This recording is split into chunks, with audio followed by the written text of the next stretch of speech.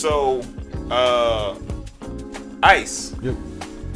We're gonna have a dialogue about how this came about. Let's do it. Let's do it. Let's do it. Kingdom Culture TV. Kingdom Culture TV. We all know it kind of started with Black Couch. It did. Yeah. It did start with Black Couch. So with that being said, how long ago was Black Couch? So the Black Couch started in 2015. It was late 2014. No, I lie. I'm wrong. Either late 2016 or the beginning of 2017. I remember because it started in a house I was renting upstairs. And we was in that house then. So we just got married, and what I wanted to do with the Black Couch was I already had a vlog channel on YouTube. So I was vlogging, just about my journey and this entrepreneurship thing. And then it came to, okay, what can I do? Like shorter videos, because those vlog videos was like, 15, 20 minutes long sometimes. Now, what can I do, short, real quick, to encourage people, encourage other people, and that's where the Black Couch came from. I had a Black Couch up there, and I was like, I'm gonna just set a camera in front of here. We're gonna call this the Black Couch, and just have like 5 to 10 minute just motivation. And then when it turned into people basically were like-minded, like me, that had entrepreneurship journeys, or they were doing things in the community, I started interviewing other people. And that's when the Black Couch really started taking off, because it was the information from other people's journey to let me know, or other people know, anybody that's watching. If you want to do something, you want to start something, it's not far-fetched. We all started from somewhere. So this is some of the tips and journeys that we took, and a lot of people connected with that. So that's how the Black Couch really got started. Okay, so with that, the Black Couch got started pretty much basically you connecting with others to show that this journey can be done. And I can show you how. We're just not going to throw you out there. Here's some tips. This is what you can do. Right. With that being said, what made you transition from the Black Couch to what we have now, Kingdom Culture TV? Okay, cool. So there was a journey in there. So I started doing the Black Couch, and then I stopped doing the Black Couch. Then I started doing the Black Couch, and then the last time I stopped, one of the reasons was I couldn't do this by myself. Being able to constantly finding people to talk to, scheduling, it got rough. To be honest with you, it got rough. But people needed the content. Right. You know what I'm saying? People needed the content. I didn't know, whether YouTube was going to be where I needed to continue to do it, or do it on Facebook. It was just a lot of what ifs. So over time, I decided that I wanted to start the Black Couch back up, but not. When I came to that realization, especially being in this studio space right here, what it did for me was allow me to service other people. So in that time, we had my friends Craig and Kobe. They started a podcast, so they was doing similar things right here at the studio. Friend of mine, Tiffany, have a show called Flow with Tip, and basically I'm producing that show. John Lakin and Friends, I'm producing that show. So we got multiple shows that I'm producing, and so why not be able to have a central location where people can see content. And it's almost like when you watch, say for instance, you watch if you watch a Fox show, like something, let me see what's on Fox, some shows that's on Fox. I can't think of one right now, but anyway, at a certain time, your audience that's watching Fox may happen to watch another show that wouldn't normally you wouldn't watch. Right. But because you are on that network already, you might check out this new show because it's on that network. Same thing with, like, if John Lakin and Friends is playing, right? That's a certain audience. But if you are on that TV channel with John Lakin, he goes off and then another show come on, you know, now you may become introduced to something that you wouldn't normally be introduced if that channel was somewhere else. So like YouTube have many channels, but Kingdom Culture TV is going to bring a terrestrial TV feel to basically this new age. Case in point, iHeartRadio, right? Spotify, Apple Music. Apple Music had like a radio station at first before they became just Apple Music where you stream music. You would find new artists on that. You know what I'm saying? You would find new songs, and it's not terrestrial radio. You know what I'm saying? You can kind of custom make, you know, the type of songs that you want to listen to versus, you know, actually hooking up an FM radio in your car. People not doing that anymore. So moving along with the times, you know, everything's about streaming, everything about instant on the internet. So I'm bringing a terrestrial radio feel, a terrestrial TV feel that you would normally sit down and watch TV to the internet. I'm not the first one to do this, but I believe what makes this special is because this is clean entertainment. So it's integrity entertainment. So you don't have to worry about turning on Kingdom Culture TV and found naked people. You know what I'm saying? And a whole lot of vulgarities. You know, if your son, I have 2 kids, and you have kids as well. You don't have to worry whether they're gonna see something that you didn't want to show them on Kingdom Culture TV. You know what I'm saying? There's a level of integrity that we're gonna have with this station, but you get to, you know, learn and be entertained still like how you would watch anything else. Now, like you said, it's going to be the terrestrial TV feel on the internet. The one thing that I know for me personally, when I'm on any app that I have, will it be on demand opportunities? It's going to be, will it just play through? Can you go back and watch it later? Will you be able to? Will the audience be able to just say, okay, I want to watch this episode of John Lakin and Friends? Or Tip Show. So this is the thing. Think about terrestrial radio. So not terrestrial radio. Think about terrestrial TV. When the show comes on, if Scandal comes on at 7 o'clock on Thursdays, it comes on 7 o'clock on Thursdays. You have to wait 24 hours to see it wherever else it's going to be, whether it's going to be on Hulu, Netflix, or some, you know, ABC, like the ABC app or something like that. That's how this is going to be. Now, the shows that is not initially Kingdom Culture TV, like, okay, so Black Couch is a show that is Kingdom Culture TV. Some of the other shows is going to be produced primarily by Kingdom Culture TV. Flow with Tip, John Lakin, Craig and Kobe, they already have established YouTube channels. So if you want to go back and watch some more of their content, you'll be able to go to their YouTube and watch their content. But it'll be streamed on Kingdom Culture TV.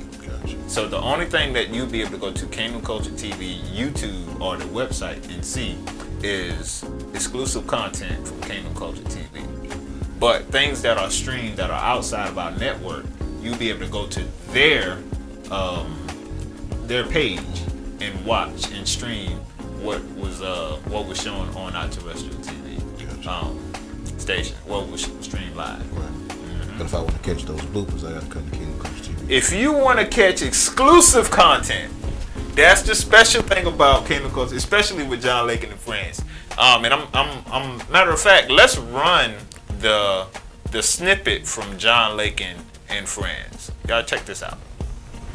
Big mighty God, big mighty God, big mighty God, big mighty God, big mighty God did it again. You woke up on the right side of the dirt. You woke up on the right side of the dirt. You woke up on the right side of the dirt. You woke up on the right side of the dirt. So let's give God a praise. So let's give God a praise. So let's give God a praise. This is John Lakin and friends. This is John Lakin and friends. This is John Lakin and friends. This is John Lakin and friends. This is John Lakin and friends. What's up now? I don't know if you got a chance to check it out, but have you seen the guests that have been on John Lakin and friends?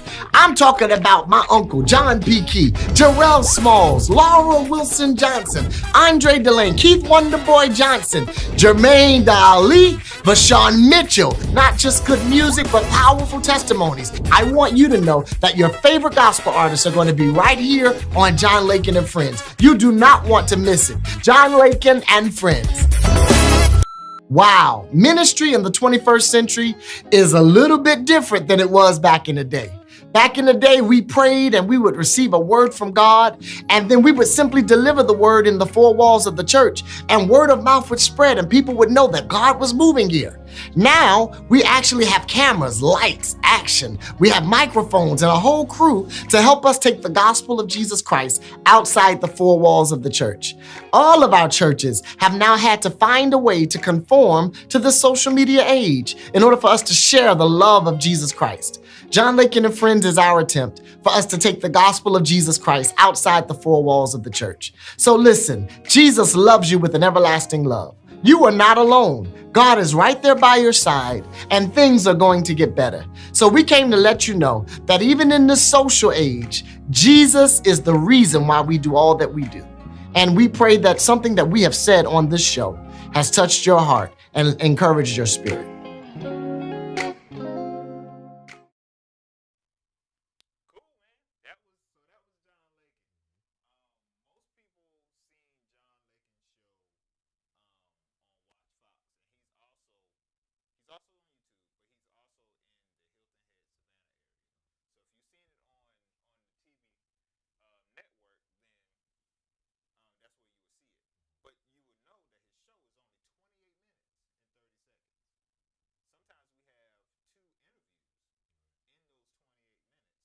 You know, we got songs playing. Um, we got songs playing. We got like music videos and other presentations, commercials and stuff ran. Sometimes when we're doing those interviews, like just one person, maybe a 45-minute interview, Right. and we have to cut out so much content. So when you talk about like the bloopers and the exclusive content, that you'll be able to see the full interview. I remember one interview in particular that he did with the Campbells. That's Tina Campbell and her husband. I can't think of his name right now. He's a drummer. But the interview was like, it was literally about 30 minutes long. And it was talking about their marriage journey. And I could only put 10 minutes of that interview on the show. And it was so good. And those are the things that you'll get exclusive access to by allowing it to be streamed here on Kingdom Culture TV Network. So I'm excited to be able to do things like that. That's really big because of the fact that, like you said, when we go to that, when we have those interviews, because you know, like we did when we did Urban City Radio, we would have when it was live. You know, we could go the hour and a half. Right. But when we have like, when we went to the mixtape version, we would have a 6-minute interview, and then we talk 6 minutes to the artist. Then it turn around, we have off air, we have a whole nother conversation. Exactly. Which that conversation may last another 10 minutes, but because we can't do it on air, Right. We would have to, of course, cut it. Right. But there's one thing that in John Lakin's preview, a trailer, you know, commercial. Yeah. So many different All ways. of that. You know, Yeah. His ad. his ad. Yeah. So there's one thing that he said. You know, ministry is no longer inside those four walls of the church. Yeah. It's very convenient for us now, especially because of the pandemic that happened a couple of years ago. Yeah. This is, people don't really understand that this is your ministry. Yeah. It is. It So is. when you break that down, how do you feel about your ministry actually being taken to another level? Man, I never really dig that deep into it. One thing I try to make sure is whatever I'm doing is something that I'm called to. You get what I'm saying? So, most people know me as being a musician, right? I've been a musician all my life. Still playing music. Shout out to Word of God Church and Ministry. Still a musician there. But between 2016, 2017, 2018, there was a shift that happened when God actually told me to buy a camera. That opened up a new gift in me. And through that time, that development, it was like the skills that I learned as a musician now has been enhanced, because now I'm doing video, now I'm doing documentaries, now I'm meeting other people I'm doing interviews, I'm in front of the camera now, you know what I'm saying? It's something that I know that the Lord compelled me to do. Talking about the Lord compelled me to do, because this is one of those things. Kingdom Culture TV, I remember having the idea initially around, let me see, South Carolina State graduation was May, I think like the first week in May. 2 weeks after that, I was thinking about the two guys that they honored at the graduation. That was Charlamagne the God, and man, I can't think of his other name, Armstrong Williams. A lot of people don't know a lot of people in our community don't know Armstrong Williams because of his politics. But he's a stand-up dude, and you will find his show on the Fox network. He's a black guy, but you will find his show on like Fox News. And he have a level of integrity about his show as well. But those two guys were honored at South Carolina State for doing this media thing. And what it created for both of them, Charlamagne talk about owning your own content. Roland Martin talks about the same thing, about having black voices speak for themselves. Right. Because, you know, if we don't, and somebody gonna speak for you, but it's not gonna be your point of view. They may not share your values. So that's what this is for me. Being able to have content and be able to show the values that's in me, and have, again, clean entertainment and having integrity in the media, you know, that is being shown, because it's very important for us to be able to have that. There's not a whole lot of Christian organizations that have something like this that is not specifically, I'll say, church. You know what I'm saying? So a lot of Christian media companies, you know, what they stream all day is different sermons. So if you're tired of hearing sermons, or someone physically like teaching in the church or preaching in the church, the only form of entertainment you got is what the world gives you. You get what I'm saying? Right. And then you have producers that are not Christian descent that's producing Christian content. So they don't have the same level of integrity of what's being shown on screen. So, you know, in our industry, you don't find a whole lot of us. These are facts. Christians, or either black people in general. Right. When, you know, when we step and do the things, it's very seldom. You might find a lot of black actors, a lot of people in front of the camera. Right. That's evolved over the years. Right. But behind the camera, it's very low percentage. It's very low percentage. There's not many black directors. It's not many black producers. And if you do find them, nobody own anything either. You get what I'm saying? Nobody own the rental companies. Nobody own the equipment. Well, we don't own them. You know, we don't own the production that is being put forth. So this is, I mean, it's a new vein for me, because the studio that we're sitting in, this is my studio. The some of the content that's going to be coming is going to be something that the company that God gave, Kingdom Culture Media, is going to be able to produce. So a lot of people have ideas about doing things, and me and you talk about it all the time. Right. We have ideas about films and stuff like that. Right. But who do we go for funding? Right, exactly. Who do we don't have a group of people to say, hey, we want to do another film. Can I get 10 grand? Yeah, 10, 15 grand. 20 grand. You know what I'm saying? But what I'm doing here is twofold. Is being able to have a running company to fund bigger projects. That's one thing. Also, one thing that Armstrong Williams, he did is because his company is big, he writes a check to South Carolina State every semester for scholarships for people who want to learn how to do this media thing. That's something I want to do as well. I want Kingdom Culture to be able to send or either help aid students to be able to get into broadcasting, media, the music industry, all of that. Because, again, if we don't do it, who's going to do it? You know what I'm saying? Matter of fact, shout out to Derek Webster, who is a South Carolina State music industry intern that is actually helping us do this show right now. Right. That provided an opportunity for a student who's looking for an internship be able to learn from people that look like him. Right. You know what I'm saying? Yeah. So that gives him aspiration. So all of that is intertwined.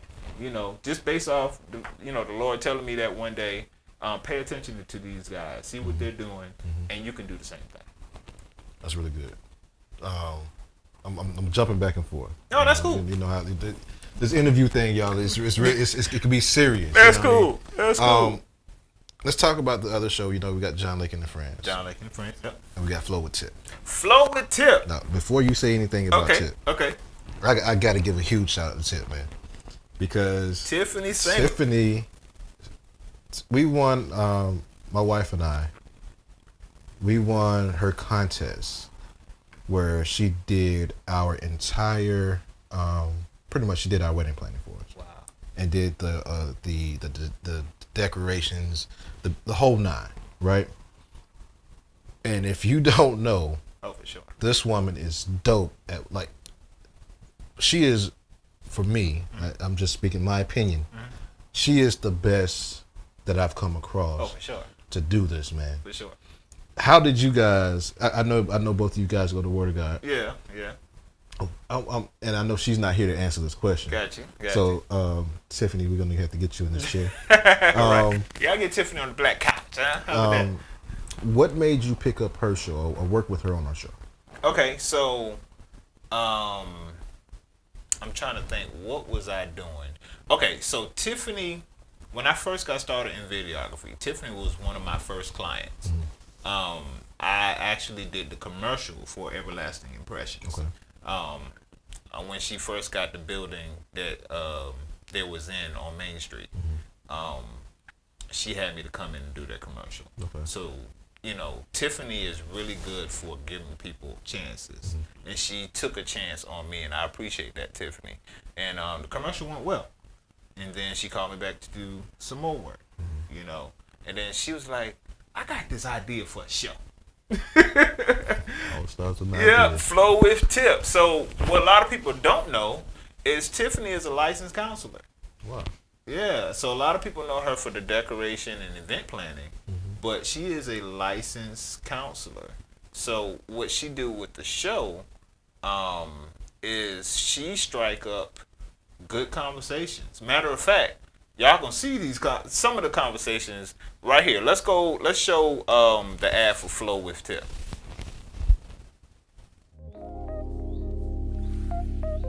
Guess what we're going to be talking about? Marriage. Oh my gosh, after I've been in love with him for almost 35 years and to this day. I want to serve him. Help me to be that helpmeet for him, even in my bedroom. My love language has changed in 11 years. Oh. Not too long ago, I took the free test that they have online, and I found out that my love language now is acts of service. Love and communication. How important is that to marriage? But the worst thing that you could ever do is what we often do, is try to speak Spanglish. Now it's all That's the worst thing that you could ever do. We have to create an environment where our spouse feels comfortable with being open, honest, and transparent with us. The book is, there's a book called Naked Marriage, but if I don't create an environment where you feel comfortable with being naked around me, then you're always gonna hide. I was raised as a gentleman. You don't touch a woman at all. And so what we learned to do is to say our way through some things. And so I had to start catching myself, because you can't say it like that, because saying certain things in certain ways could be just as demeaning as raising your hand. And so I have to reapproach, Lord, how can I say this correct? Season my words with wisdom, Lord, or just shut me up, Lord. Today's topic, we're going to talk about infertility. When we tried the first time, I tried my best to get her to not doubt, but leave room for the possibility that it may not be our time. I've learned that faith is trusting God no matter what the outcome, and understanding that He gives and He takes away and He is sovereign. And that's what I believe this whole process was all about. The topic of this session will be identity. Showing up is making a decision. You don't look for who you are, you decide. And so many people say, I need to find me. Who am I? You're not looking, you're deciding. Oh, I love it. You see what I'm saying? So you begin with, who do I need to become? I ask this question all of the time. Who you are today got you to where you are today. But now the question is, who do I need to become to get me to where I'm going?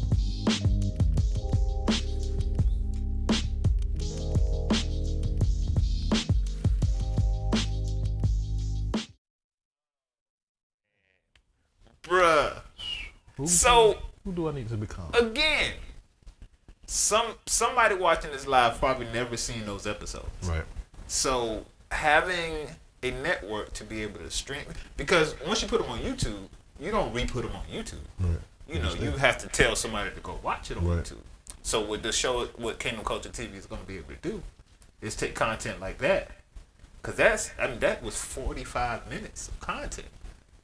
Just that last piece, they did a 45-minute conversation. Dang. So now, if you was watching John Lakin and Friends on the Kingdom Culture Media Network, and then now you got Flow with Tip come on after that, you locked in. You locked in, bro. Yeah, because you got to think. We as people just love entertainment, right? Facts. So with John Lakin's show, John brings that energy of just entertainment. Sunday you know morning. what I'm saying? Yeah. You know what I mean? It's there. Yeah. And then, like you said, you go into something serious like Flow with Tip, like it's something, the conversation that's needed. Yeah. And because the last lady, that's like, who do you become? Who do I become? Who do you have to who you have to become to get where you're going? That's a huge question. That is something that I still grapple with. Becoming who I need to be in order to get where I'm going. So who I'm becoming now, it's funny now, we started the topic based off the ad, but who I'm becoming now is thinking about, now that I have a TV network, that's executive level position. Right. Now I have to really critically think ahead. Okay, what shows we're gonna have? You know what I'm saying? What people I need to put in place to keep this going? You know, what systems do I need to have in place to? I wasn't thinking about that when I first started entrepreneurship journey. Right. You know what I'm saying? Systems, employees, interns, the building a studio, building sets. You know what I'm saying? How to be forward thinking, you know. So, you know, we have about 5 or 6 shows now. We have about 2 or 3 movies now. But we gotta think about, okay, what's gonna happen next? Right. We can't, seasons change. When you watching ABC Network, you know, you might get 20 episodes of Grey's Anatomy or something, and then now the season changed, and now they got more shows. Those shows been in production 6 months prior. Yeah, you know, those shows been in production a year or two prior. So they're done. So now, who do I have to become to be able to handle this bigger ship? You know, same thing for you. You got a couple of shows on this network that we're gonna be pushing. Director's Cut is one of them. I want to explain a little bit about Director's Cut. So it's almost like what we're doing now. So Director's Cut is going to break down some of the films that are going to be shown on this network. So I did an interview with you a couple years ago on the Black Couch talking about forgiveness. We did. And I'm sure from then to now, your perspective, even on that film, has changed. You Yeah, get definitely. what I'm saying? So for a film like doing a director's cut, being able to show the audience what goes on in the mind of a director to try to pull out certain things to make a movie. So they'll see, you know, the 90-minute movie, or in your case, short film, or, you know, 30, 40-minute film, but what it took to bring that out, and what was the director's intent, you know? I think with that, you know, it's the mind, man. Even now, we released Forgiveness. It'll be 3 years. It was 3 years ago. On the 24th of this month. We're about to celebrate the anniversary of Forgiveness. It's been 3 years. Wow. It's been 3 years. I will say that because we released it in 2019. So my progress within that 3 years has hugely exalted. I'm not where I want to be because of course we want to go higher, but if I look at Forgiveness now, I look at it totally different. And for those that haven't seen it yet, it's a great film. Pause. Run the ad for Forgiveness. Run the ad for Forgiveness. Let's do it.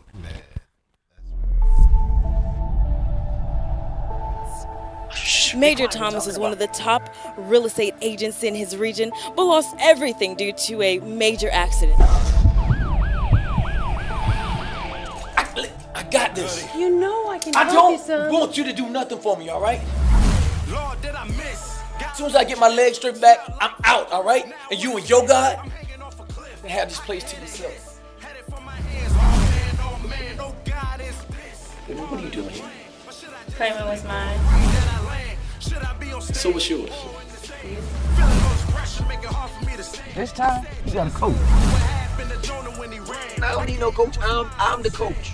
You know what coach I'm talking about. The one that sits high and looks low. It was awkward. I don't know. But he is so cute. I had a good time too. You're a pretty funny guy. I'm never giving up on you. No, I won't let go.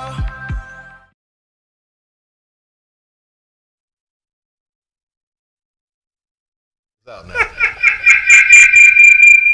Oh man. It's out now. You were saying how has life has changed since you have produced that film? Oh man. Sheesh, bro. That's a loaded question. And because right before we released it, I met my current mentor, Darren DeShazer. Shout out to Darren. Darren DeShazer. Yes, sir. So, and he broke things down with me on the mistakes that I made on that film. He broke it down to me. But he also, one thing I love about Darren, he will tell you what's wrong, and he'll tell you how it needs to be fixed. So even from a director's perspective, it's like now I see things so differently. Like it's a thing that I have to turn off when I watch other projects, current projects. If I watch a movie and it doesn't, and I see something, and I'm gonna say this, and people probably gonna hate what I'm about to say or dislike what I'm about to say. Get Out is a terrible movie. To me, this is my personal opinion. Okay. And the reason why I say that is, you can't tell me a deer hit the hood of your car and your engine is not on your ground. You know what I'm saying? That ain't happening. That's not happening. And don't get me wrong, it's all about budget as well. Right. But when I see certain things like that, that means the person really didn't do the research. You know, because as a writer, because I'm a writer as well, when I'm writing, I have to do my research to understand what's going on. Because if I don't understand what's going on, people that are in the field that I'm using in that scene, they will see what's wrong. I want people to see it and be like, yeah, that's about how it happened. Yeah. But I have grown so much in the last 3 years, and I'm continuously growing. It's one thing that Darren says, and he probably said it to you too. If you're the smartest person in that room, you need to find another room where you're the dumbest person. And what that means is always leave room to learn. And so now I'm in positions where I'm the dumbest person in the room, but I'm also the smartest person in the room of my expertise.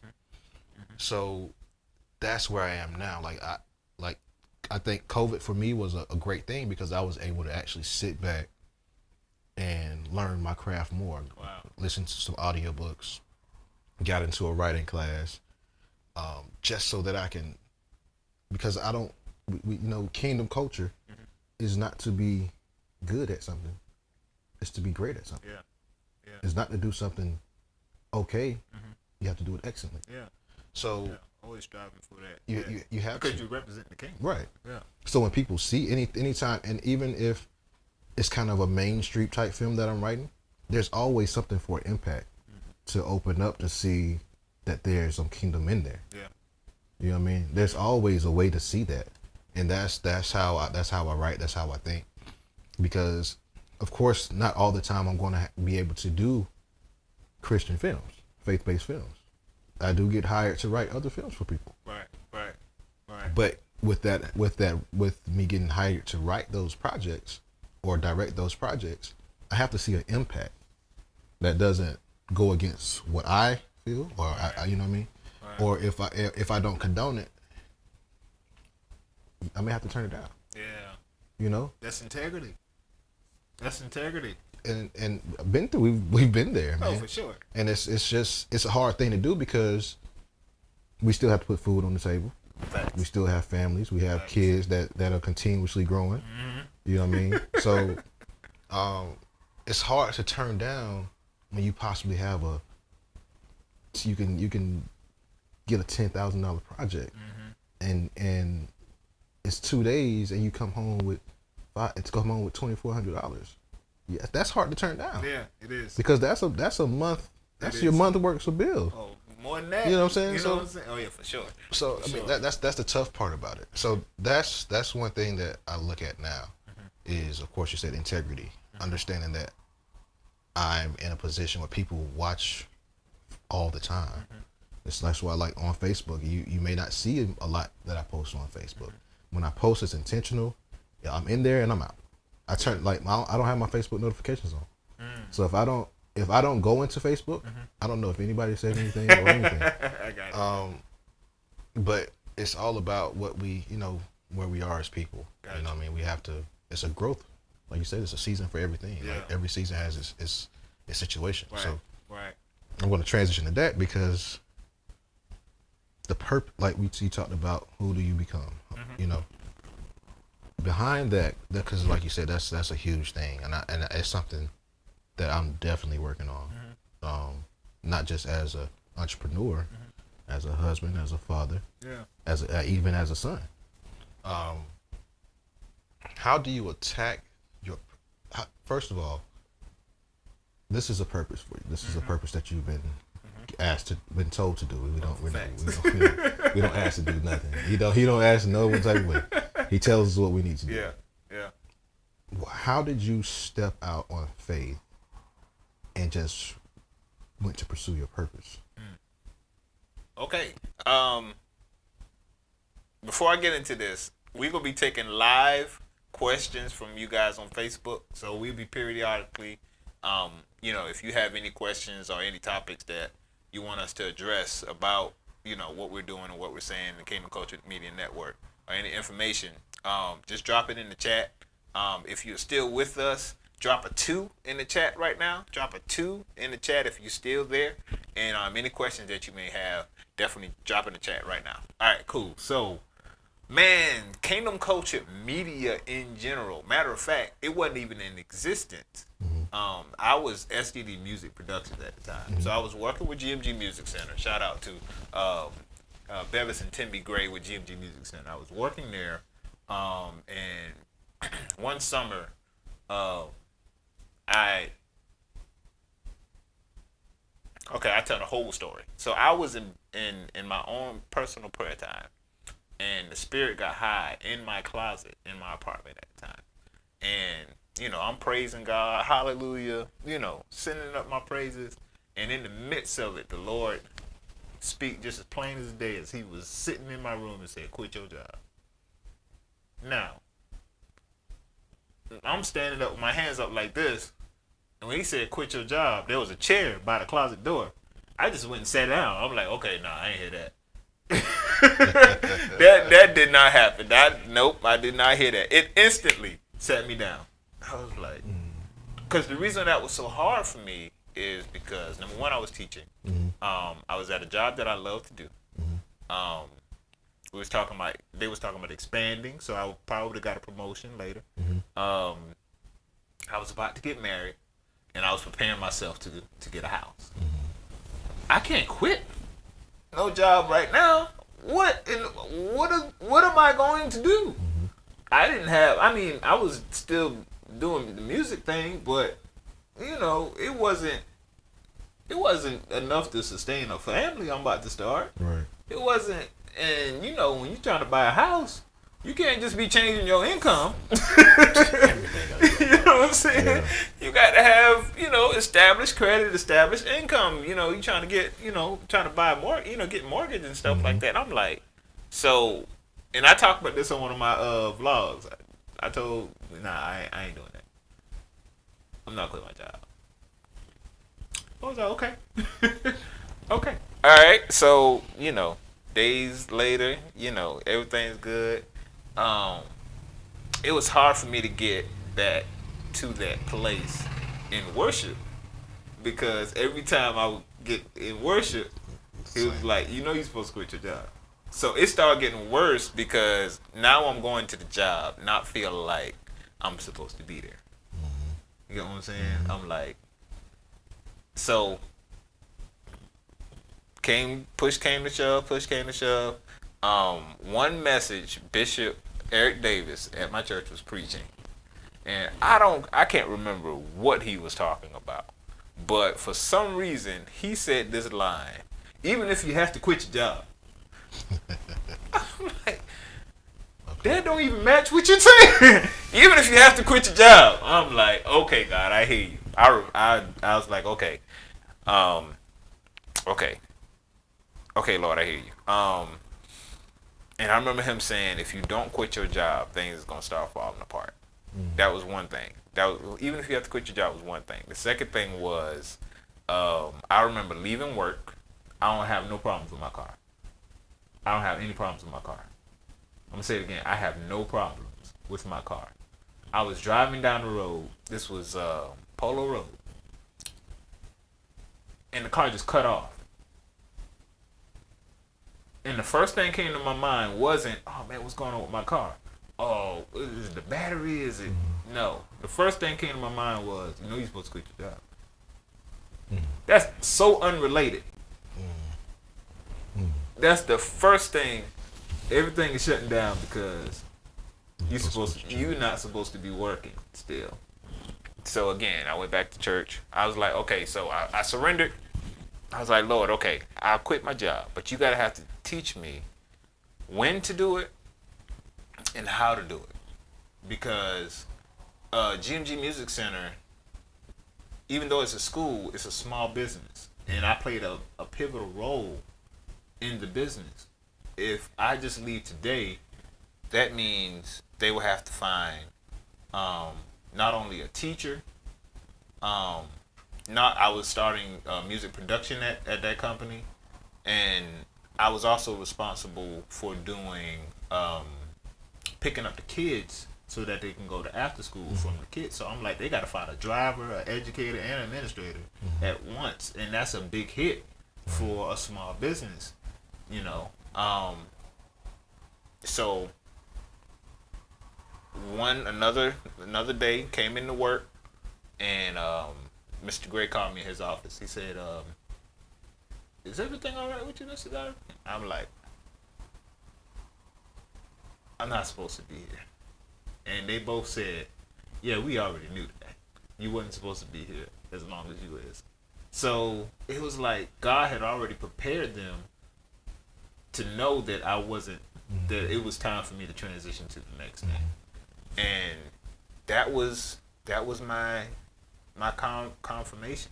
And even with them, this is right before COVID hit too. They had to downsize their company when that happened.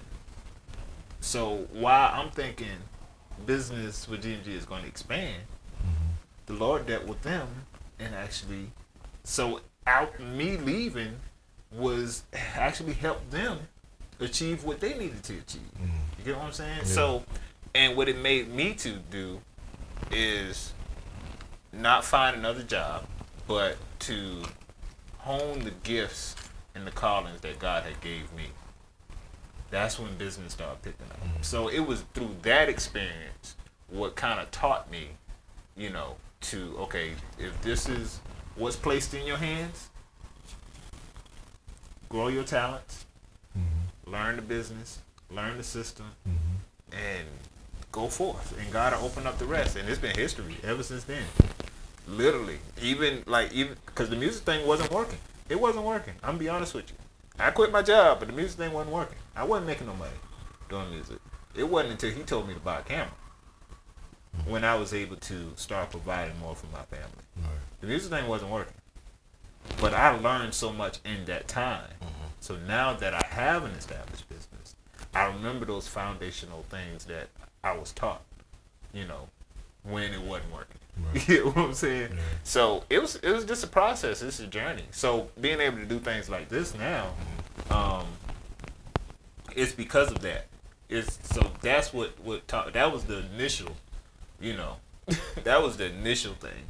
You know, I had to pray, God, teach me how to be a visionary, because I had no vision. You know, teach me how to see things and make it happen. You know, so here we are. This is what God gave me, and that's all I got to go by. That's funny because I'm kind of in that situation that you were in. Oh, wow. I actually went through the same thing right after my grandmother passed. I had a good job, good paying job, very good paying job. Took care of everything I needed. But the job literally made me sick. Wow. Like I was continuously having headaches. Like I was diagnosed with migraines when I was younger, but then I would have a migraine at least like twice a month, and it would last 3 or 4 days. Wow. So it got to the point where when I got a headache, I just got used to having a headache. Wow. For 3 or 4 days. But God told me, like, I want you to go back driving school buses. I was like, that doesn't make sense. That doesn't make sense, God. I got 2 kids I'm taking care of. Wow. You know what I mean? My wife and I at the time had just got engaged, and it just didn't make sense. It's like, it was crazy. I was like, nah, I can't do that right now. Then the job that I was at hit me with a increase, hit me with a bonus, and everything. No, that was before my grandmother passed. My grandmother passed, and he said the same thing. I didn't go back. He said, you need to leave you need to go back driving school buses. It's like, man, I'm making this money. I'm making this money. I can't do it right now. You know what? I remember your old job. Now since you said that, I remember where you used to work. Yeah. I never had time for anything. I remember that.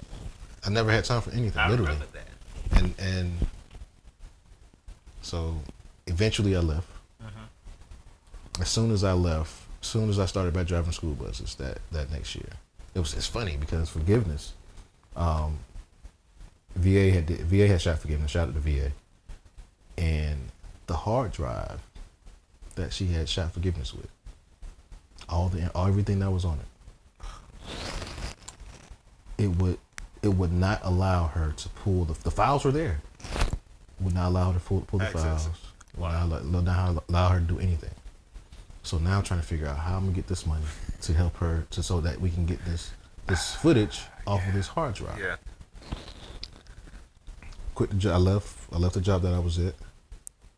Some way that $600 came out of nowhere. Gave it to her. She did what she needed to do. She did the first cut. We went through the process of that. And then that November, somebody was looking for a director for a short film. And I was like, I'll just throw it out there. I've been doing it for a few years. I think I can do it. Reached out to me, got the job as the director. 6-day shoot. We did it back-to-back weekends. And if I wouldn't have left the job, I wouldn't have got that shoot, which actually opened up more. And then now I'm in the position where it's like I'm actually in a faith test now where it makes sense for me to leave because what I'm making is actually more if I step out on faith. Yeah. And it's like a no-brainer. Yeah. You know what I mean? So for those of you that are watching, if he tells you to do it, don't say no, because you're going to end up doing it anyway. It's hard not to, though. It is very hard not to. It's hard to. So, because when you look at your circumstances, like if you make a move like that, so same thing. Gotta tell you to quit your job. Now, literally, I had already had my budget set up. We're about to get married. This is what we about to do. Everything is taken care of. Everything's good. And I remember, because we had to make a budget in marriage counseling. And everything was good. Everything looked good. And I remember asking Pastor Aiken, who was doing our marriage counseling, because I remember grappling with that question. And shout out to my wife, Desiree, because she didn't give me any grief. She was like, that's what the Lord told you to do. Who am I? You know what I'm saying? Because, a woman could be like, boy, I tell you. You ain't about to quit no job. Quit your job. I'm going to cut you off right there. Because I literally just had this conversation with my wife last week. And she said, you already know what you're going to do. So to have that, it's a difference to have, Scripture says it's best. When you find a wife, you find a good thing. But it doesn't stop there. Yeah. Come on. You know what I mean? Come on. That favor in him is that's even greater. Absolutely. You know what I'm saying? Having that support and that backbone to say, you already know what you're supposed to be doing. Yeah. This is what you had to go through to get to where you are. Yeah. Again, like I said, shout out to my wife, man. And she wasn't even my wife yet. So I'm thinking about stability. I'm thinking about making sure that, okay, she's about to step out of her own independence and follow me. And I'm about to lose all my income. I don't know. But I remember going to a counseling session, and I asked Pastor Aiken, I was like, have you ever been in a situation where you feel like God told you to do something and you didn't do it? And he said yes. I said, how did that make you feel? He said, it's weighty. It's heavy. That's it. It's so heavy. And he said, his personal testimony is sometimes he feel like he's still carrying the weight of something that he should have done long time ago, that he felt like he was led to do. And a lot of times you don't get a chance to correct that mistake. Right. I disagree with you on that. The reason why I disagree with you on that is because if you still have breath, you have another chance. You got another chance. You know what I mean? You got another chance. So for those that are watching again, whatever you feel like you didn't do, you're not too old. Yeah, that's true. That's true. You're not too old, because some people look at going of course actors joint. Look at Clint Eastwood. Oh yeah, for sure. Clint Eastwood is, I know, got to be 90, not between 90 and 95. Yeah, he's been in the game. And he's still directing films. Yeah. He's still acting in films. That's true. Quincy Jones, one of the best musicians That's true. ever. That's true. Is in his mid 80s. Yeah. And still doing what he loves to do. Yeah. So you're never too old to do what you think you can't do or you haven't done. The only thing that you have to do is try or start. That's true. And from a spiritual point, God is the redeemer of time. Mm-hmm. So, but that only comes in obedience. That thing there, boy. You know what I'm saying? He redeems the time, but you have to be in Him to do that. That's true. You have to be following what He is leading you to do. That's very true. So and then sometimes what I was saying is sometimes you have a short window of doing certain things in the specific time He needs you to do it. Right. Matter of fact, let's run Craig and Kobe's ad, because they talked about something like that. Let's run Craig and Kobe ad.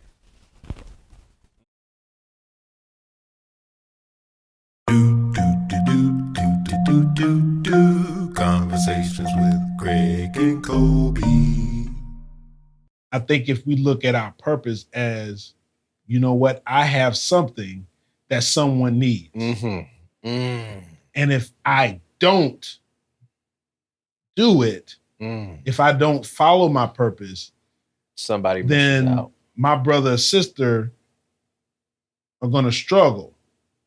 And it's not like that's good. That's good, right? They're going to struggle. And likewise, I need you to follow your purpose, Kobe, because the fruits of your purpose that are going to benefit me, I need. So I need you. Kobe, look at me. I need you to, even though you found it, I need you to continue on your path of purpose because I'm depending on it. So here's the question that came to me, which is why I was kind of looking away, which is almost like, who is in pain right now because you didn't operate and attack your purpose?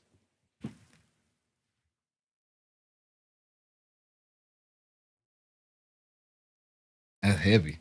Right. It's got me over here. And That's about to cry, heavy, man, bro. Because that is, yeah, man. It's like, That's heavy. it's different, man. Like,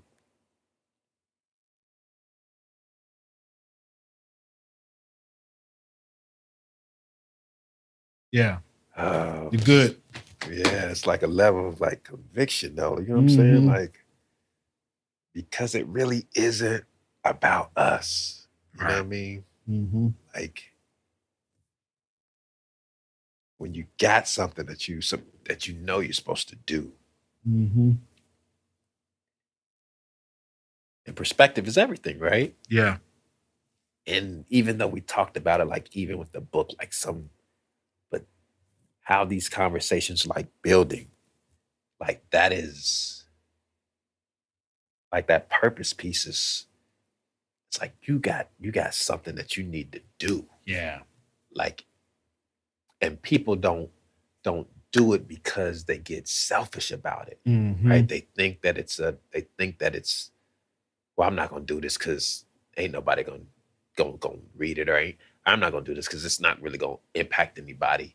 But you're not really getting that it's not about you doing it to get any accolades or praise, but somebody else needs it. Like they don't want it. Like they need it.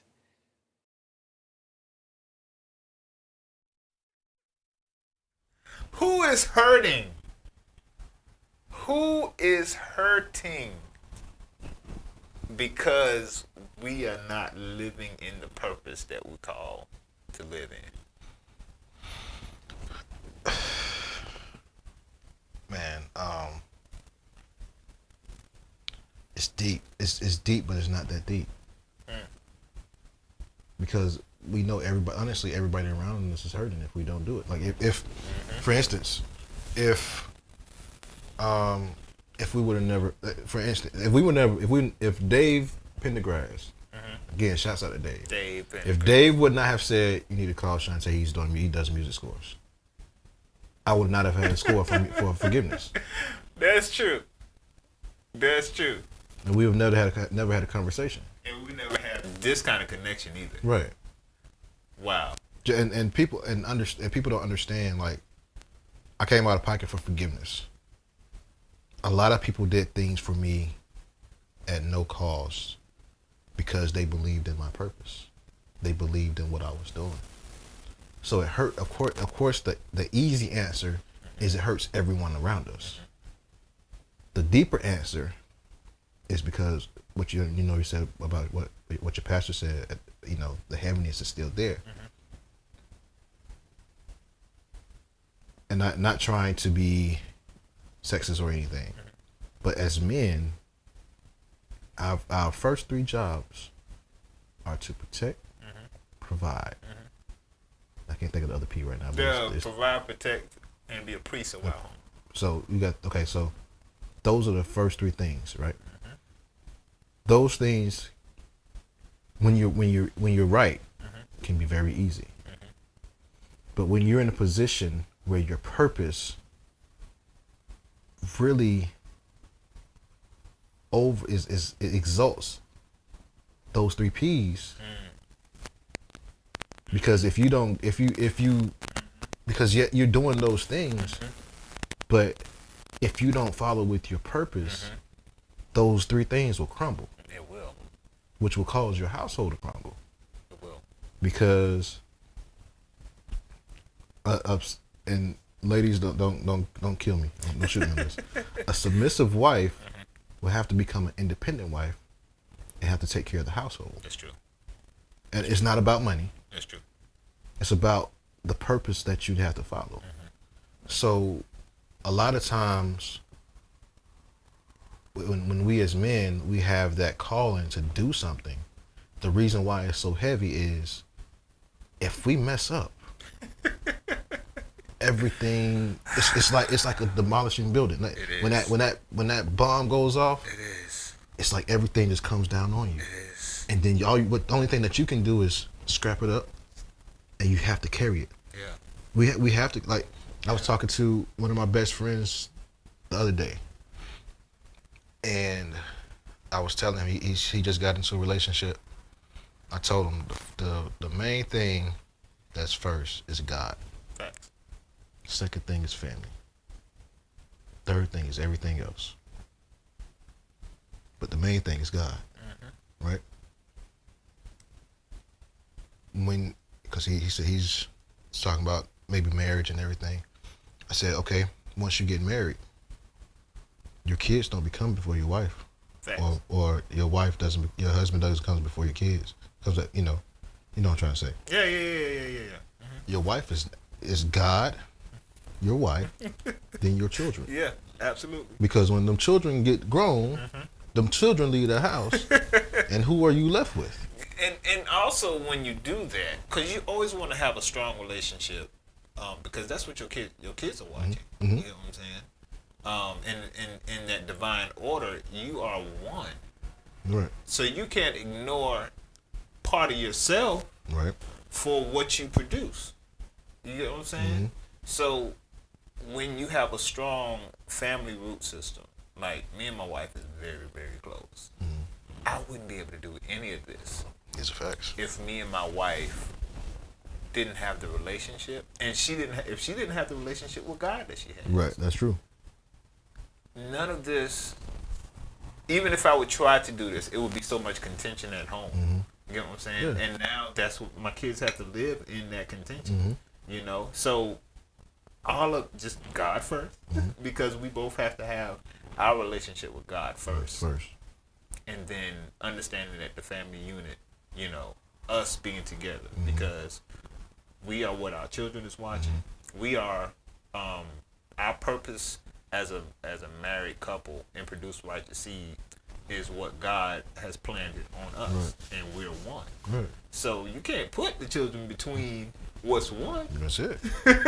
You can't put the children between what's one, because when you do that, you are creating separation. Right.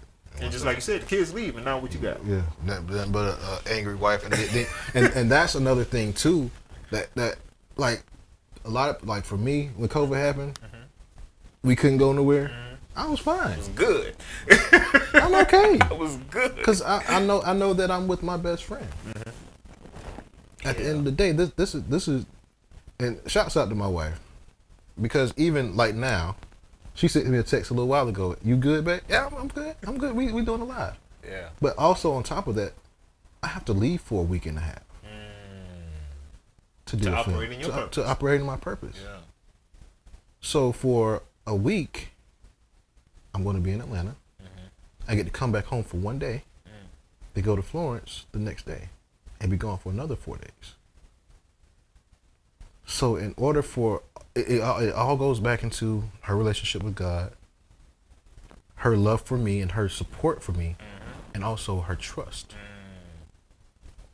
which is like Pastor Mike Todd said. It hit me because every relationship has its rocky moments. Right. Trust is like a bucket of water.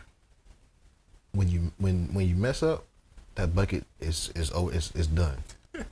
To replenish that trust is like a faucet dripping. So you got, that faucet has to drip for a long time. Yeah. In order to replenish that. Man, it has to be constant. And it has to be constant. Because if somebody go tighten the faucet, it's no drip. Yeah, it's no drip. So, and that tends to happen.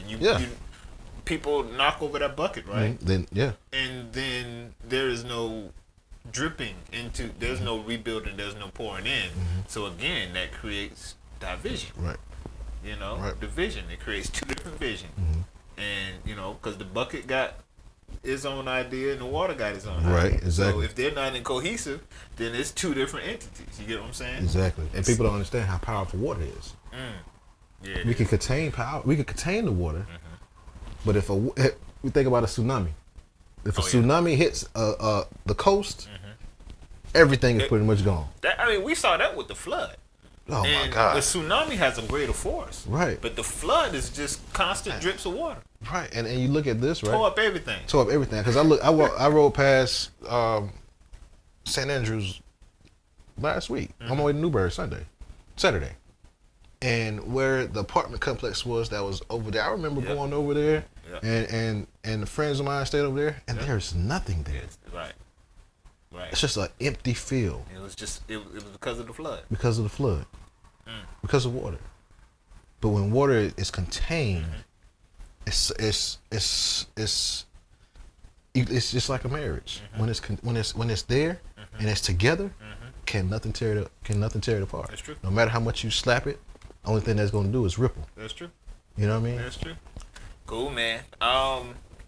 Yeah. So, hey man, I see y'all commenting.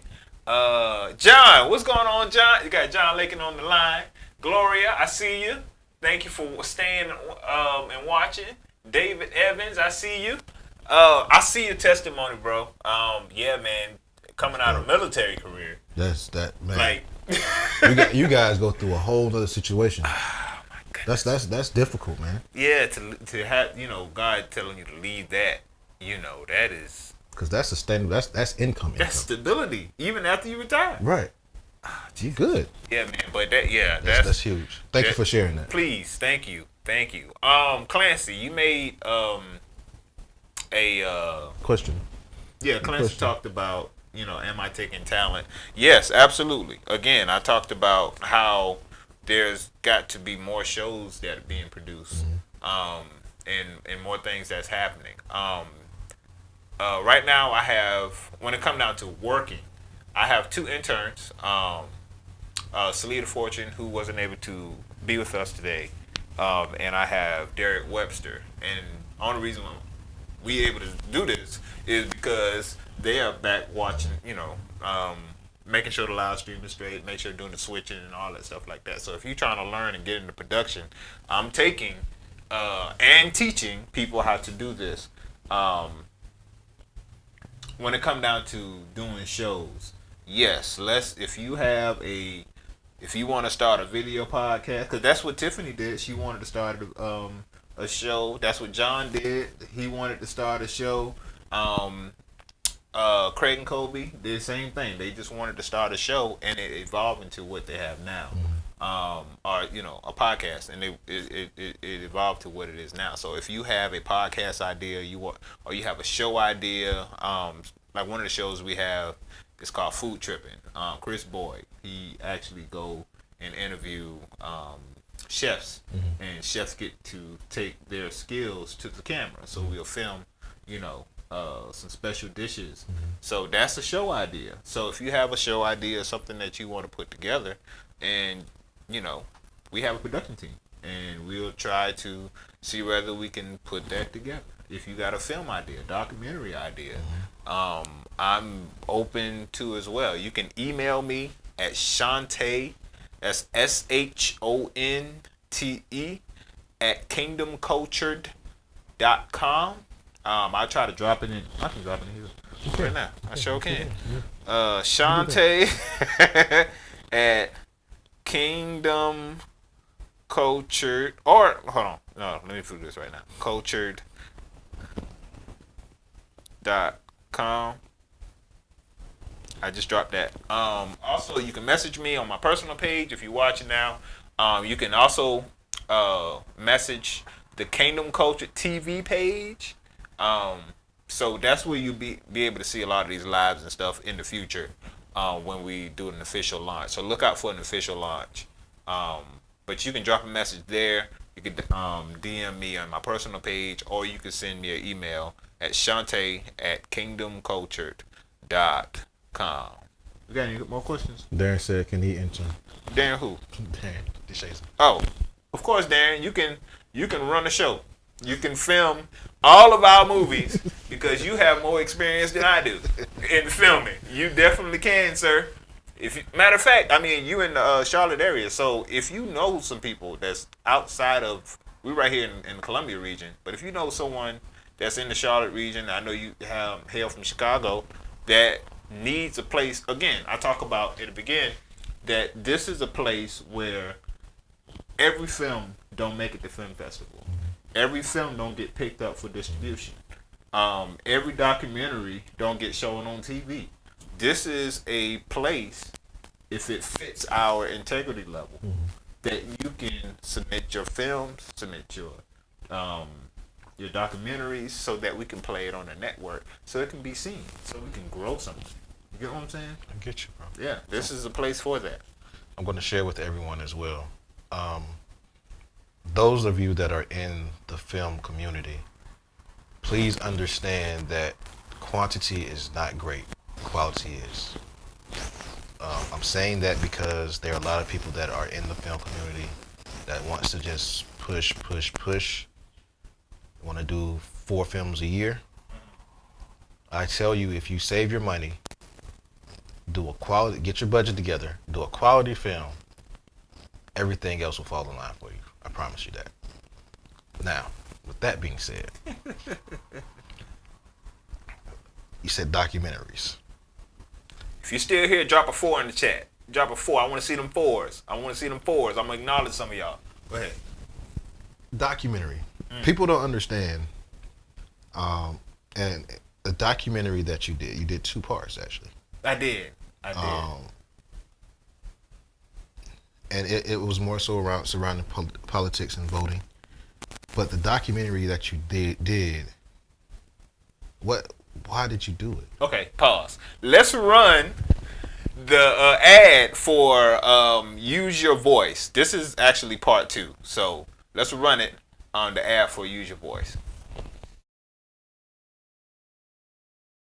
Voting is when you know what you want, you find out who's offering it, you let them know, sir, I want you to know that I remember you making this promise. If they're serving for the right reasons, they should be able to do what needs to be done for their community. What is it that you're going to do? Why should I vote for you? On your worst day, are you still doing what you said you would do? People forget that elected officials work for the public. Our voice is different because we're the people that put them in office. We voted you in, you rascal. And the truth of the matter is, you got 4 years to give us something that looks like what we are seeking or what we're asking for, or we will remove you. And then when they're elected and they don't do it, he says, sir, I need you to know that me and my church will never vote for you again.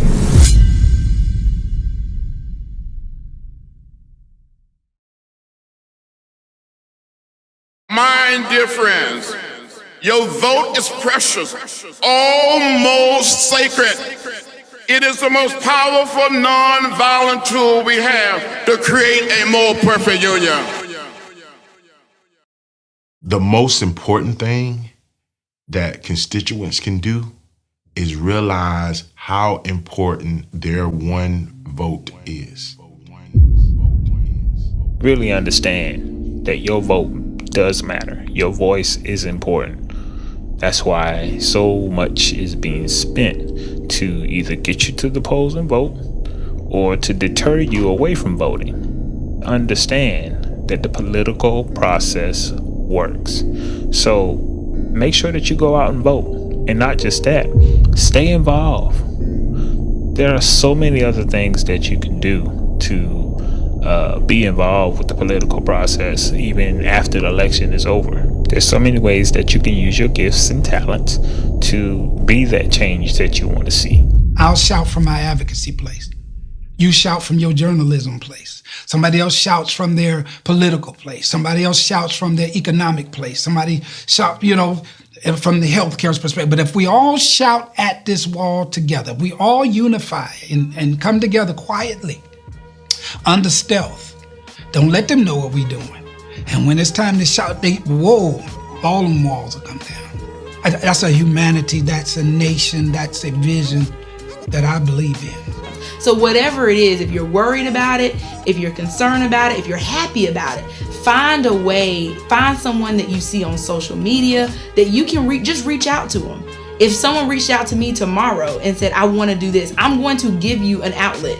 I'm going to tell you where to go to get more involved. But if anything, if you're upset, find someone who has that same passion for your anger.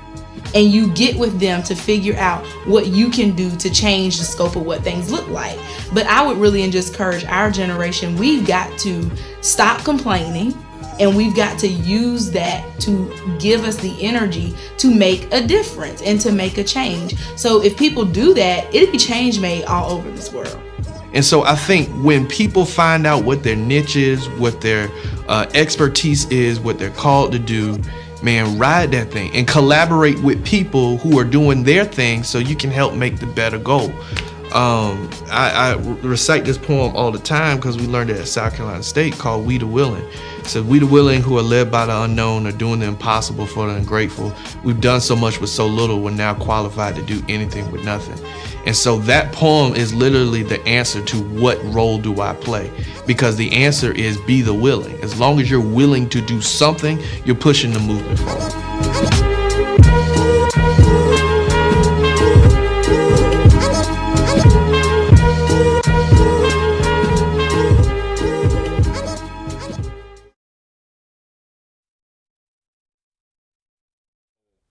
All right, so the very first one I did was Use Your Voice 1, and that was just a perspective of, matter of fact, exactly 3 years ago, when we had the last governor's race.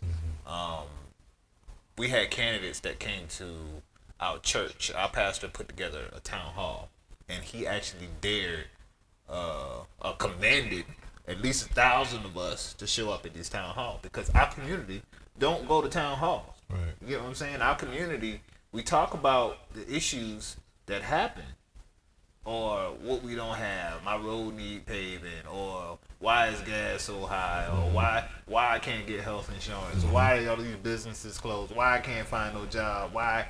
But everything kind of starts in the political region, and we don't pay attention into politics enough to even have our voices heard.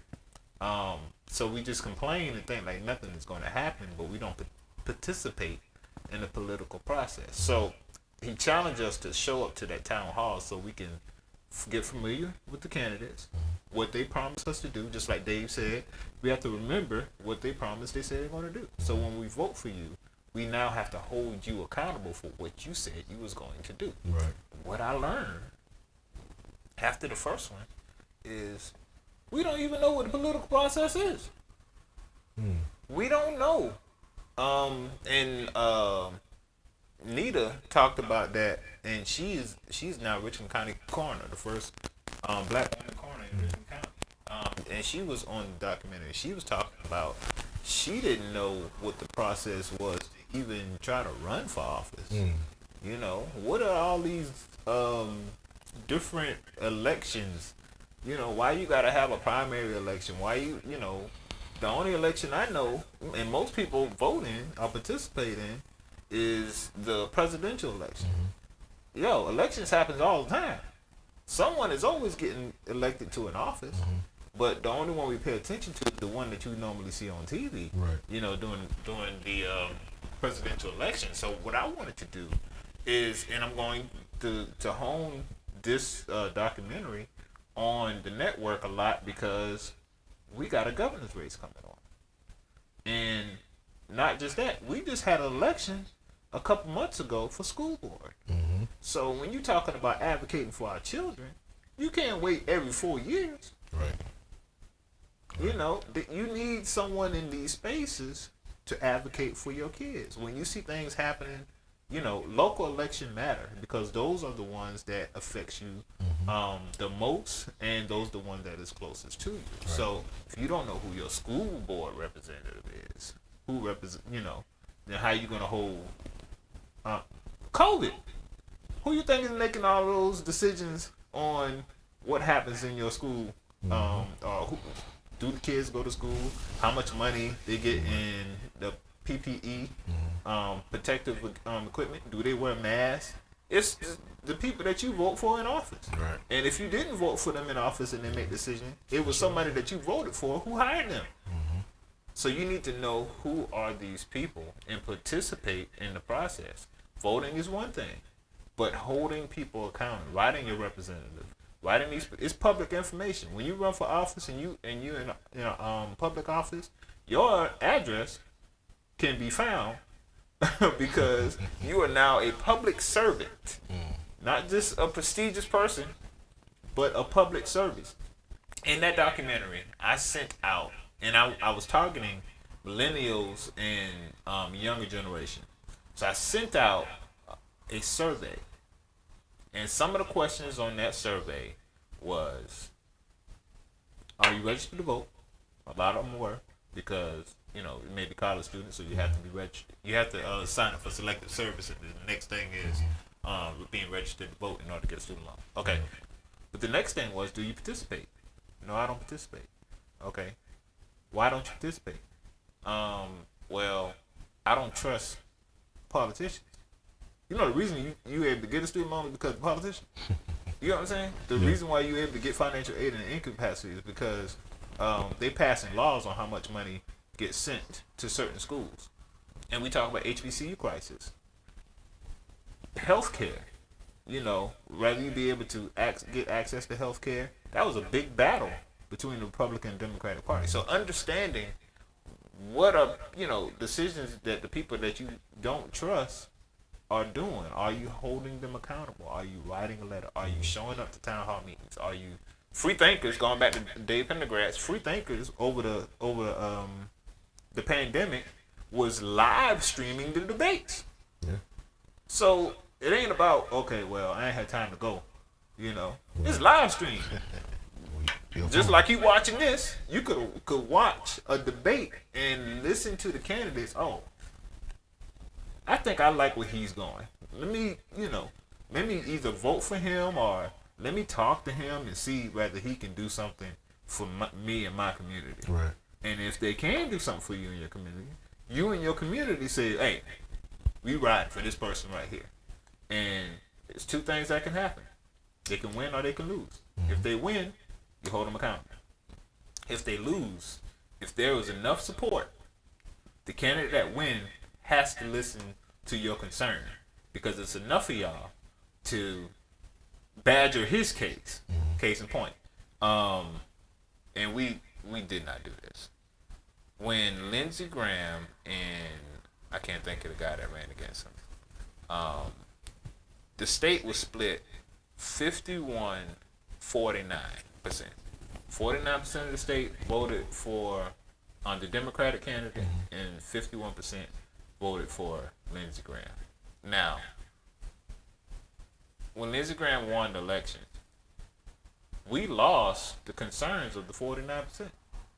Nobody in the 49% said, hey, we need to go to Lindsey Graham with our agenda, because literally we can overturn this election next year. I mean, in the next 4 years, because Tim Scott is running this year. So that 49% say, okay, we're gonna make sure that we don't get Tim Scott. That bring down that agenda.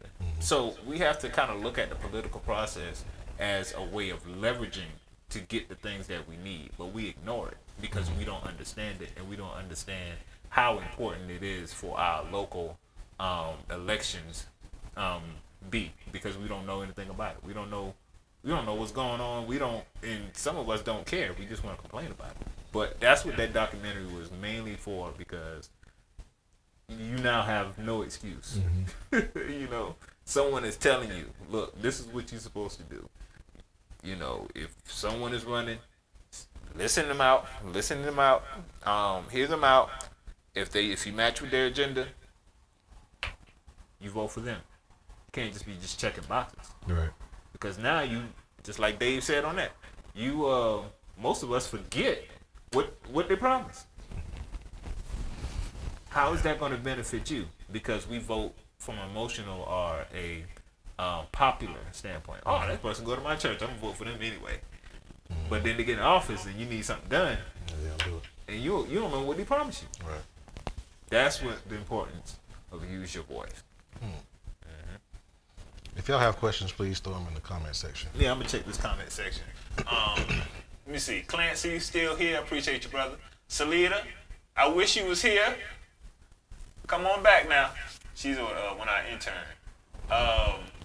EMS, Ella Marie Smith, my cousin, I see you still there. David Evans, I see you still there. I appreciate you guys. I got a gift. Y'all see these tumblers, right? I'm gonna figure out a way. I'll probably send y'all a message or something like that on how may do a random giveaway. I think not giveaway, or a random drawing on being able to get these cups. So I'm giving each one of these cups away. So that's 2 cups. This shirt, not this shirt, but a shirt like this one. And I have a gray version. So that's 4 gifts I'm going to be giving away. I'm gonna let Facebook do the random picking of who gets these items, and then I'll hit you in your inbox. So, man, we kind of went all over. We did. You had a question? You were saying, the last question you was asking me was just the process of why I was doing those documentaries. No, that was the question. You answered the question. If you guys don't know, like I said, me and Shantae met because he did the score for the film Forgiveness that you will see on Kingdom Culture TV. But we became brothers in that whole process. This dude is one of the most stand-up dudes that I know. I know a few. He will hold you accountable. If it's not right, he'll tell you. If it doesn't look right, he'll tell you. Thank you, man. But I appreciate you, man. I appreciate you allowing me to join you with this, I guess, Q&A. Yeah, man. Conversation, man. You know, we usually have conversations. This is what this was, and I just appreciate it, man. I'm honored to be a part of it. Man, appreciate you for actually sitting here with me, you know, and doing this. I thank you, everybody, for watching and Definitely. being here and listening to what God gave me in the vision. What is it? But I'm there virtually. I see you, Salida. But yeah, man, I appreciate this. I mean, because y'all don't have to support. People don't. You know, when you do things, people don't have to support you. That's very true. It ain't necessary, you know.